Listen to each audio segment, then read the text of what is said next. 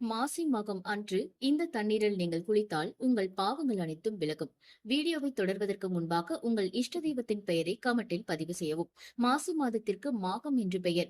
மாசி பௌர்ணமி தினத்தன்று மகம் நட்சத்திரம் இணைவதால் மாகம் என்பது மகமாக மாறியது என்பார்கள். இதில் அகம் என்றால் பாவங்கள், மா என்றால் இல்லை என்பது பொருள். பாவங்களை அழிக்கக்கூடிய நாள்தான் இந்த மாசி மக நாள்.